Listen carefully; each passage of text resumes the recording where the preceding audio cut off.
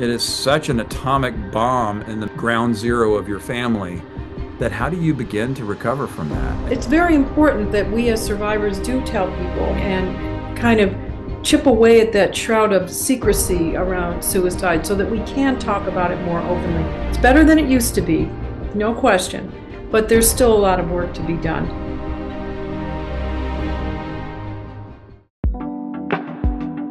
Well, hi, everybody. Welcome to TrailHeads with Jim Barrett. I'm Jim Barrett, and today I'm joined by my good friend Susan Celentano, who is a licensed marriage and family therapist with a specialty in grief and bereavement. Welcome, Susan. Thank you, Jim. Thank you for having me. Good It's morning. great, it's great to see you. I know that we both have connections with nature in our own ways. And this particular podcast being about trailheads, it centered originally on my love of hiking and being outdoors. And I started a hiking group in SoCal about 5 years ago. And for me, it's hiking in addition to just being good exercise for the physical body and a great way to have fellowship with other hikers. It's also for me a way to kind of keep my head clear if I'm feeling down in the most surface of depressed states or whatever, just to feel grateful. And I know you and I have talked a little bit about this. Can you talk about your connection and what nature is for you? A little over 30 years ago now, my partner died by suicide. I was there at the time, and it was a soul crushing experience. I had just become licensed as a therapist and didn't have a practice yet. But it was about 3 years, and I don't mean to scare people about grief when I say it took 3 years for me really to get my footing back. And part of that was developing a relationship with nature. I believe that in grief, we need to find something that's transcendent because grief is so soul crushing.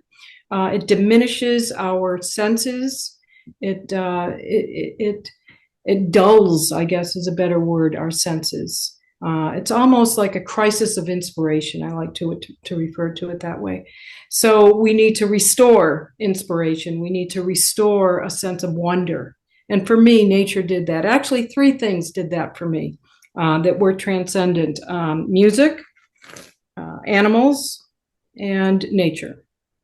And we're here to focus today on the nature aspect of it. When I'm outside and I'm walking around, and this started all those years ago after my partner died, and I had that almost like walking in slow motion. I was very, as I said, dulled and diminished, almost on autopilot. I wasn't aware.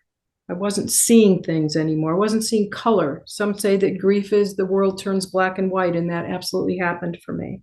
Right. So when I'm walking outside now, and what I started to develop way back then was noticing things, noticing colors, noticing flowers, noticing the birds, feeling the earth beneath my feet, looking up at the sky, and recognizing that I'm a part of that.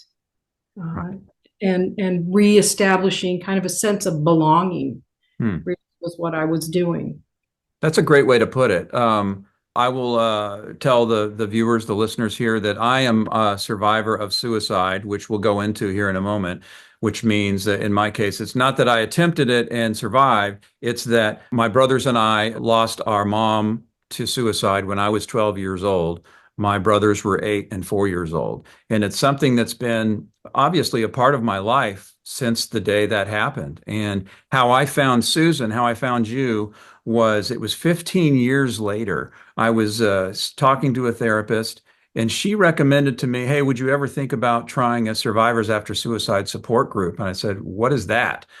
And she said, well, it's a group where people who have lost someone to suicide are able to grieve and cope and help one another through it.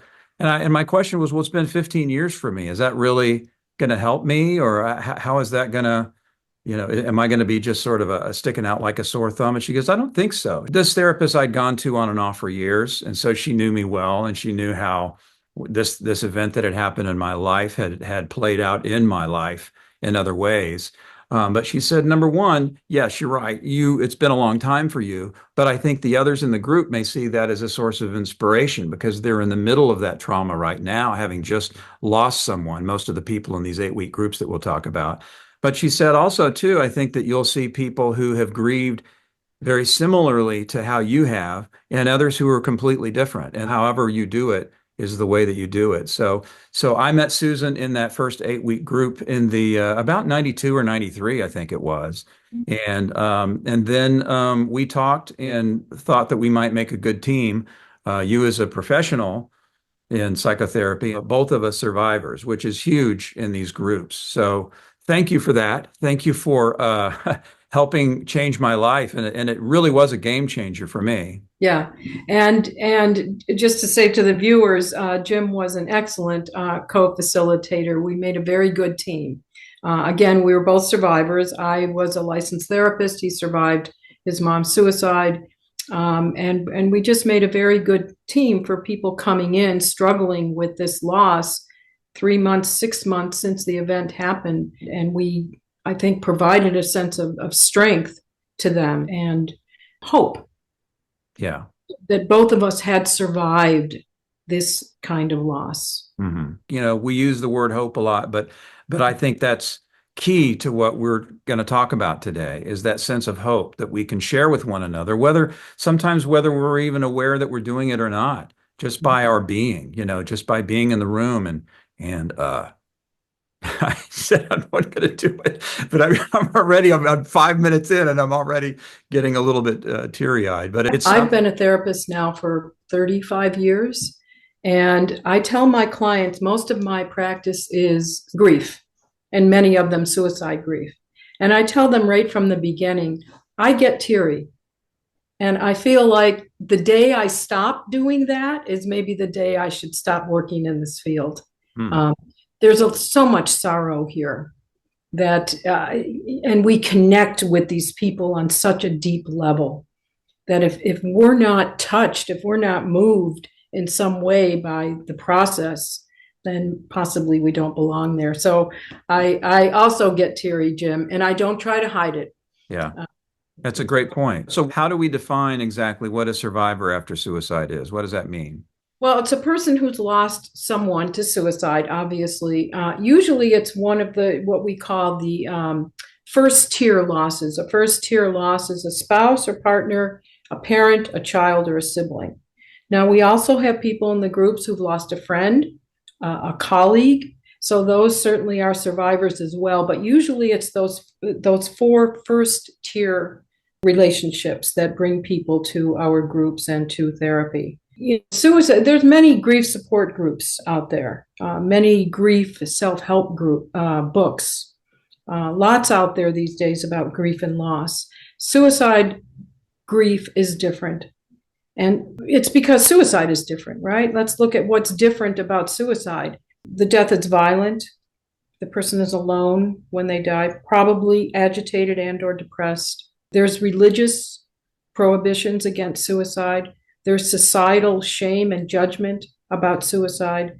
So the survivors are dealing with those aspects that, apart from maybe homicide, that also is violent and has some of those aspects. But suicide has 2 things that no other deaths have. One is the element of choice. The person has made a choice to end their lives.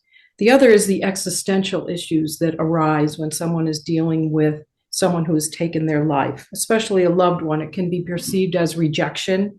Right. Why wasn't I enough is something that many survivors ask. The philosopher Albert Camus, he said, there is but one serious philosophical problem, and that is suicide.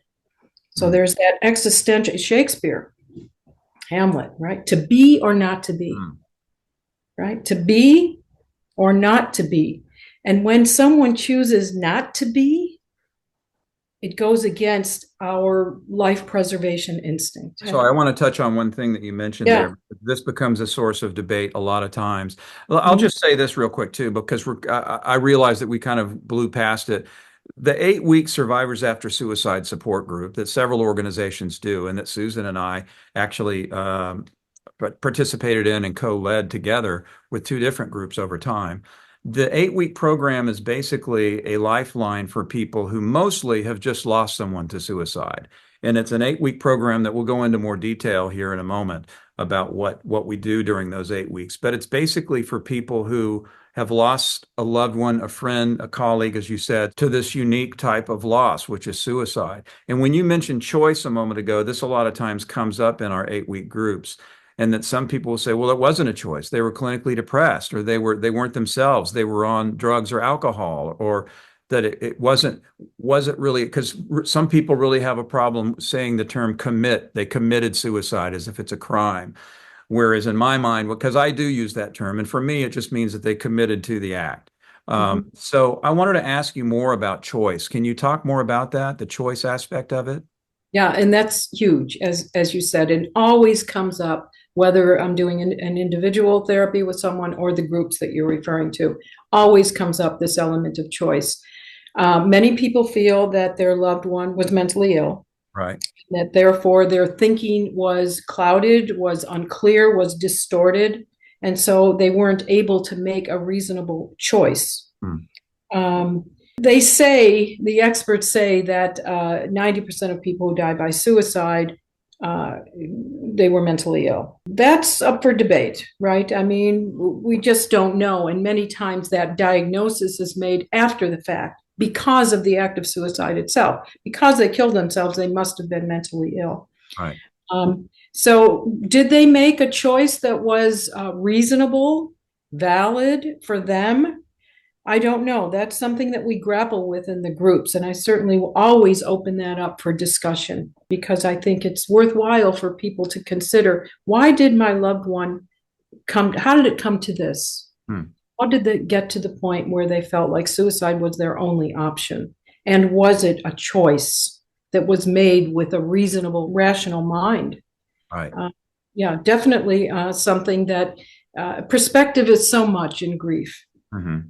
Each of us has to find our own perspective and what we believe to be true about the suicide that we experience in our lives. Right. There's so many levels to this, what we're going to talk about today. I remember because I was a kid, and so people spoke to me probably differently than maybe they did to you. Yeah. Some people say stupid things. Some people say things from a very wise place. I just appreciate it. I remember even as a kid saying under my breath that, some relative says, well, she was very selfish, Jimmy. You have to understand that she was very selfish when she did it. And I remember even in my 12-year-old mind, I thought, I don't know if that's what it was, but okay, and I appreciated that in this case it was my late grandpa who was saying that to me. Yeah. And I thought, was it selfish? Was it really? And over time, it took me decades to really process this from our conversations, from other survivors that I met over time, and also, which we're going to talk about movies and how movies had an effect too on how I healed over time. But for me, it being her choice, I felt like my mom in her situation was in a place that she felt like we were probably better off without her. And sometimes that comes up as well. I wouldn't agree with that, but I think in her mind, and some things that she had suggested even to me as a kid and then said to my dad and other friends, she didn't think that she was a particularly good mom and thought that maybe in the end that this was her only choice. Can you talk a little bit about that, of people who come to that sort of decision? Yes. And your situation, Jim, always struck me in these 8-week groups that we're talking about. We share photographs during one of the sessions. And I remember very clearly, this was over 30 years ago now, I think, right? You said 92 or 90, 93. When Jim brought his photograph to the group, and it was of him, his two younger brothers, and his mom. And here I'll probably get teary, but they just adorable little boys, three adorable little boys with their mom. And you look at that picture and you think, how could she leave these three boys, her own children? Yeah. So this element of choice, if someone is able to do that, what's going on with them? Was she thinking clearly? You talked about films. There's a movie called The Hours, which I believe is, I don't know, 15 years old now, maybe, with Meryl Streep, Julianne Moore. There's a character in that movie who attempts suicide, doesn't complete, but she does attempt. And she ends up not killing herself, but leaving her family. She was pregnant at the time and she had a little boy. She left the little boy and the newborn child and just split. She says to the Meryl Streep character, kind of explaining how she could do what she did. And she said, "It's what you can bear. It's what you can bear." And that always stayed with me, that the person who dies by suicide doesn't do so flippantly or even impulsively. It's a decision that they had been making for a long time, over an extended maybe period of time. And for whatever reason, they could no longer bear their lives, Right. whether psychic torment or depression or circumstances, whatever it may have been for each individual, it had crossed their threshold. They could no longer bear it. Right. So I'm not sure if that answers your question, Jim, but that's where your question took me. It does, because there's a number of films out there. There's one that I bring up that almost nobody remembers, that it was one of, it may have been Keanu Reeves' first film. It's called Permanent Record. And if you were to find it on VHS or wherever you could find it, it came out really as he was about to emerge as a star. It was in the late 80s. It was 86 or 88. He's very much the dude that he goes on to play in Bill and Ted's and other things, except this character is the best friend of a young man who kills himself. And it's they're high, the characters are all high schoolers, and his best friend seems to have it all going on. He's very handsome. He's making great grades. He just got a scholarship to a music school. He's a musician. The two of them are in a band together. And he decides at this party, he walks off the cliff. And people make fun of Keanu Reeves and his style of acting, but obviously Susan, here I go. You're Here I fine, go. Jim. You're fine. But what was so brilliant about Keanu's performance, I thought, was that, nobody can say, oh, of course they did it. Or very rarely do we have this opportunity to sort of see it coming. And Keanu's character definitely didn't see it coming. So if he did it, what about all of us? Mhm. And I just thought it was beautifully played. It was this little indie film, and I remember I saw a trailer for it on MTV because Keanu was also like doing these little MTV promo interstitials back in the early days of MTV. I just thought it was a really good little film that spoke about a few levels of this, but the crux of it being his character being a survivor, a reluctant survivor, as we really all are. We don't want to be a survivor. We don't want to have experienced this. And yet here we are with it. And so I think that's where the 8-week group picks up too, is that, yeah, there's a club I really don't want to be in. But since I am, I kind of like to meet other people like me. Yeah. And that's one of the great lessons, if you will, of grief is to connect. Connection is Yeah. how we start to heal from grief. And that connection can be with people in the 8-week groups, as you're talking about, or your community, family, whoever your tribe is. Hmm. And if you don't have a tribe, finding one like SAS became a tribe for me and perhaps for you too. And also connecting, as we were referring to later, with nature. The connection, it's equally important, right? Connecting with people and connecting with something transcendent like nature. So connection, yeah, big piece of healing in grief in general, not just suicide grief, of course. Another film that comes to mind that's very controversial, in part now because of who stars in it, and that was Robin Williams in Is it what dreams may What come? Dreams May Come. Thank you. Okay, yeah. But on a couple of levels, his kids die in a terrible car crash, and then his wife takes her life.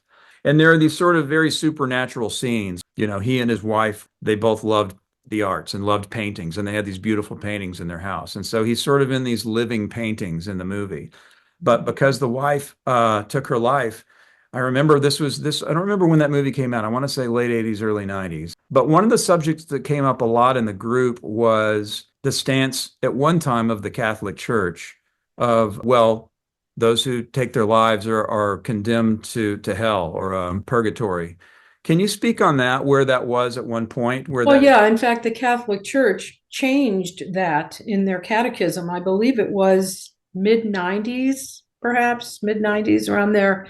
when they changed their stance about suicide, and it's in their catechism. I used to carry the catechism around with me to groups and to show Mm-hmm. people that it used to be that it was a sin, as you suggested, but now it says something, and I'm paraphrasing, something like suicide is the result of severe mental distress. But it changes it, doesn't it? From a sin to someone who's really struggling in life, Yeah. struggling with mental distress to the Mm-hmm. point where they can no longer bear it, as I said. So most religions, Reform Judaism and Catholicism, have both changed their stance about suicide.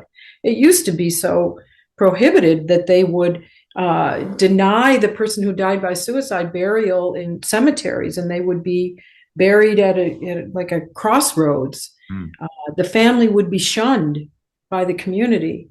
So certainly that has changed over the years, although, as I said earlier, there is still judgment and criticism of suicide. The gentleman who said to you, your mom was selfish. Yeah. Yeah. Well, I wanted to touch on that too, was the shame that my mom's death was in 1977, and she's buried in a Houston cemetery. And it is on the outer periphery of what was once the cemetery, but it's kind of a relief knowing that. I know that brought a lot of comfort to some people who are especially Catholic. I think even those who are not, and even not necessarily spiritual, because we don't know exactly what's next. Although I have to say, Jim, there is still shame, judgment, I guess is the word, about suicide that's embedded Hmm. in our society, going, coming from those old archaic ways of thinking. And even though those have been changed, it remains in our society. And I'm not saying I'm not condoning suicide by any means, but the idea that it's bad, wrong, a sin, they should be shunned. It was selfish. All of these negative words that people use to talk about suicide.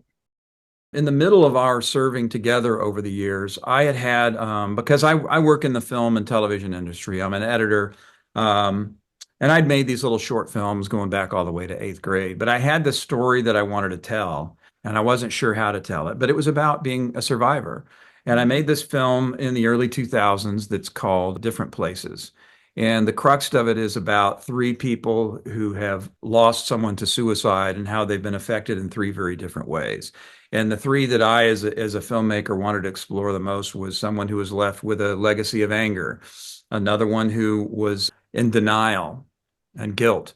And then the other one is the legacy itself, is a young girl is about to commit suicide herself, having lost her mom as a child. So you and I had a lot of conversations about this, and at one point we actually used Different Places in our 8-week group to share with other survivors to sort of spark discussion. But it was something that I really needed to explore it as an artist. And so I wrote, produced, directed it. And one of the people who stars in it, he's definitely a survivor and has lost several people in his life. So I wrote it for specifically for him. And then as we were making the film, other people would come up and say, "Hey, I lost my dad to suicide, but we never talked about it." And somebody else said, "My best friend in high school, but we had this lie that we told that she accidentally shot herself with a gun."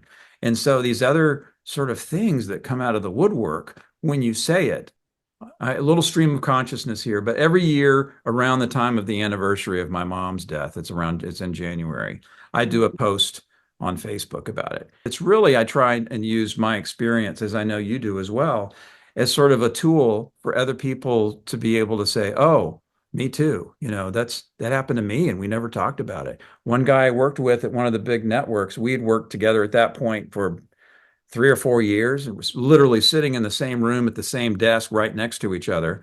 And conversation one day went to the fact that I lost my mom to suicide. And he literally sat up from the editing console and he says, "Jim, I lost my dad to suicide when I was a teenager. And we always said that it was a heart attack, that it was an accident." And I'm like, "Really?" I said, "Who have you talked to about it?" And he says, "Nobody." And it's so amazing how common that is, that because of the shame and all of these things we're talking about. I'm sorry, I'm passing it to you but there's a whole lot of stuff in there that I just said. Do you want to comment on any of that? You're right. There was a lot in there. The one thing about survivors telling people, and it's very important that we as survivors do tell people and kind of chip away at that shroud of secrecy around suicide so that we can talk about it more openly. It's better than it used to be, no question, but there's still a lot of work to be done. And part of it is on the survivors to talk about it so that when they meet someone new who doesn't know about their loved one and they say, well, how many kids do you have? Or are you married? Or whatever it is. And you say, well, my spouse died or my child died. I had two children and one died. Invariably, the person is going to say, how? What How did, happened? Right. what happened? To be able to say suicide, however you want to put that, died by suicide, took his own life, however way you say that, but to be able to say it. We sometimes call suicide grief disenfranchised grief Hmm. or stigmatized grief, okay? Because the survivors don't get the comfort and compassion necessarily that survivors of other kinds of loss get. And they have that tendency to hold back, to be hesitant to tell someone, oh, my son died by suicide. Right. So that makes the grief journey again even more challenging for people because of the stigma and shame surrounding suicide. Yeah. One of my favorite guys we used to see in the groups years ago. He's passed away since then, not by suicide, um, but was a big guy. Hmm. He had been in the Marines, was in Vietnam, had lost friends in Vietnam, and then afterwards to suicide, and had had a number of suicides in his family. And this is a guy who would come to the group, and he'd come and hug and laugh, and and say hi to all of his regulars. But then when he would sit down, he would just go into that place. And the reason I bring him up is because he, when people who are new to suicide loss, a lot of them will say, gosh, am I going to be dealing with this, 15, 20, 25 years down the line? And the answer is, I mean, it depends. I mean, it's not going to just go away. It's not, when some people say, just get over it. Well, that ain't going to happen, right? I mean, in a loss period, it doesn't going to happen. But certainly with suicide, with all the other things that we've touched on, grief, anger, finger pointing, but he knew how to, when he came into that group, because he had had so much, unfortunately, loss, he was a skilled survivor who came into that room and could be himself.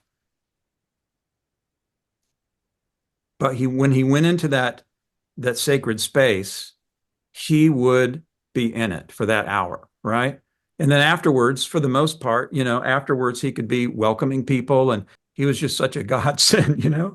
But what I especially appreciated from him was his ability to do that, and knowing that he could come into the group and be okay and be social and be all of those things. So much trauma that this man had been through. Yeah. And I looked at him and I'm like, if you can do that, I want to be like that. Yeah, yeah. And of course, I know who you're referring to, and I loved him. I Mm. won't say his name now out of respect for him, but we became friends, and I have still a very deep affection for him. But you make a good point about grief and how long we carry it. Well, we carry it forever, for the rest of our lives. We will carry it. It's how we carry it that will change. Yeah. Um, with regard to him coming to the group and using that time to really move into that space and allow himself to be there again and to grieve and to receive support from the other group members. Outside of the group, he was okay, right? Right. He Right. functioned. He was a teacher. He did well. He was married. Um, People come to the group, and sometimes when we go around the circle saying who we lost and when, and somebody say, oh, I lost my dad 18 years ago, and the new survivors that are at 6 months or 1 year will say, oh my goodness, you're still here after Mm. 15 years or how. But it's because of what you're saying, that it's a place to go to once a month or however often they come, and go back there, go back to that place, revisit it, see what's still there, be able to receive support from people. As I said earlier, suicide is a profound event. Death is a profound event. Yeah. Loss is a profound event. It's the biggest thing we have our biggest challenge in life is loss. Yeah. So we need to go back, and we need the support of kindred spirits, I like to call them, in the support groups. Yeah. I one thing, because you just touched on it, is that our friend who we were just talking about, he was a part of the monthly groups. So Yes. in the programs that we've worked in, there is the 8 week group, which deals with the sort of, for the most part, immediate aftermath. It's been weeks, it's been a couple of months since we lost our loved one.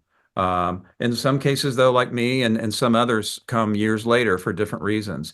But after the initial 8 week group, most people by the end of the 8 weeks are like, oh, it's coming to an end. I was really, just as I was getting connected with these other people and my feelings. But then there's also this monthly group that you continue to facilitate those now? Yeah, yes, you sound surprised. Yes. No, it's wonderful. It's Uh, wonderful. yes, yes, I do. And it is wonderful. And every time I attend a group, every time I facilitate a group, I leave with something, even after all these years. And it's just such a privilege to be able to continue to facilitate these groups. And actually, so there's the 8 week group, and then there's the monthly group. And in my practice, I developed a program called Beyond Surviving. Mm, Because, as you say, at the end of the 8 weeks, people say, okay, now what? I've survived. Especially after the first year, people will say, okay, I've survived a full year without my person. So I created this program called Beyond Surviving. And basically, it's workshops and groups that utilize techniques like writing and psychodrama to address the lingering aspects of grief, the unfinished business that they might have with their lost person. right. Within the 8 week group, there is this cherished group that often goes over. Most of our 8 week groups, each session is, I think, about 90 minutes, right? 60 or Right. 90, 90 minutes. And Uh-huh. almost always the picture day goes over. Can you just talk a little bit about picture day and what that means and why it's so important? It's important for many reasons, but with suicide, there's a threat, and that threat is that the person's life could be eclipsed by their death. And that's what Picture Day for me is really all about. We want to see their loved ones skiing. We want to see them at the beach. We want to see them alive, smiling, interacting. Some people bring videos, video clips. Some people bring pieces of music that their loved ones composed, jewelry that they made, all kinds of things to show this was a person, a Yeah, complex, nuanced person, not a statistic, not a person who died not just a person who died by suicide. right. And that to me is the whole crux of the picture day session. It really, like you were saying, so much of that, of the suicide loss is that. I think in this country especially, we have a hard enough time talking about loss, about death. But when you add the stigma of suicide, even in the year 2025, there's still stigma about it. Even though we've come so far in some ways, there is still that stigma. And oftentimes I think it comes from the survivor, that they're afraid that they'll be judged. Uh, Sure. so in my own life, I carried the torch of my biological mom's memory. My dad remarried a couple of years later, and she ended up being an awesome stepmom who ended up raising the three of us, especially my youngest brother, who was 4 at the time. Um, so I'm not going to say that we didn't skip a beat. We just moved right on with another mom. It wasn't like that. But over time, I mean, it was and it is for so many people, it is such an atomic bomb in the ground zero of your family, that how do you begin to recover from that? And so what I loved was that I became sort of the keeper of history about my mom, and did some my own studies and interviewed family members, and much of her family had passed away and we weren't really connected with them, but a handful of them were still around. And so I flew to Michigan and talked to one aunt and videotaped her. And over time, as my brothers got more comfortable with it, wanted to know more, and have asked me questions over time. So it's nice to be able to keep that memory alive, because they are so stigmatized as that person who committed suicide, that's all they are, when there were so many other things. And I'm Yeah. so glad that you do that with the picture day. It's just so many emotions, but we get to at that point we get to see who they're talking about and what we had pictured in our mind's eye, and then to see them. It's such an amazing and helpful part of the process, I think. Yeah, and you earlier mentioned the word legacy, which to me is crucial in any kind of work that I do with survivors. At some point, I will always ask, what will your loved one's legacy be? Mm. Make sure that it isn't suicide. Yes. And it really forces people to really think about that. Well, who was this person? I mean, so many people who die by suicide were talented in so many ways, Yeah. very bright people, very involved, engaged people. I mean, sometimes we have this stereotype that people who are depressed or who have died by suicide are vegetative, not engaged with life. There's a meme that goes around on social media that shows many of the celebrities who have died by suicide. Robin Williams, you mentioned earlier, Kate Spade, Anthony Bourdain, who certainly seemed, right, very engaged with life. My goodness. What do you believe is overall the mission of the 8 week support group? I don't think it's just one thing. I think the one thing is, as I mentioned earlier, is connection. Connection. We need to be able to grief in general, and especially suicide grief, is isolating. Okay, you feel alone. Mm. So that's one of the functions of the group, is to bring people together and share their experiences so they know they're not alone. There are Right, other people who have shared not the exact same thing, but something similar to right. what you experience. And that reduces that sense of loneliness and aloneness that comes with grief. The other thing is promoting legacy of the person who died, making sure that they are not going to be remembered as a statistic, as I said earlier. So those two things come to mind immediately, the connection and the legacy. So we're talking about it serves a purpose for the survivor and the person who died as well. Yeah. There's another one that comes up for me too, and I can't remember if this is something I came up with on my own or if I borrowed it from you and changed it a little bit. So I apologize if it's the That's latter. okay. They may very well be. But there's also especially for those who have just lost someone recently, there's this idea of there's this thing in their life that's, you can't work without it being right there. You can't eat, you can't sleep because it's right here. And in the course of the 8 weeks, hopefully it's more like this, where we have, because it's always going to be there. It's not like it's just going to vanish. It's going to always be here. But in the course of the 8 weeks, we can sort of be where we can live our lives. We can eat, we can work, we can love, we can be with our friends, and it's not all consuming and right here in front of everything. Where eventually it's here where we have that choice to go back and go there and remember them. Yeah. Yeah. No, absolutely. When it's over here, we have a choice to look or not look.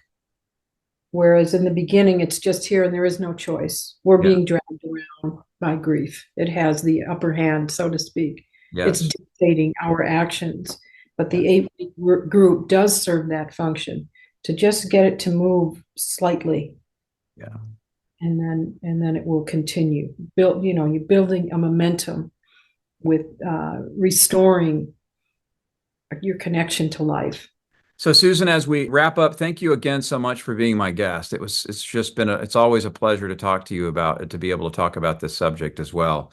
But what can we tell viewers and listeners about where to go if you know somebody who's in crisis? I believe it's 988 is a number that's universal across the U.S. I'm in Atlanta, you're in Los Angeles, and it's the same number, right? Yes, 988. And then the corresponding website is 988lifeline.org.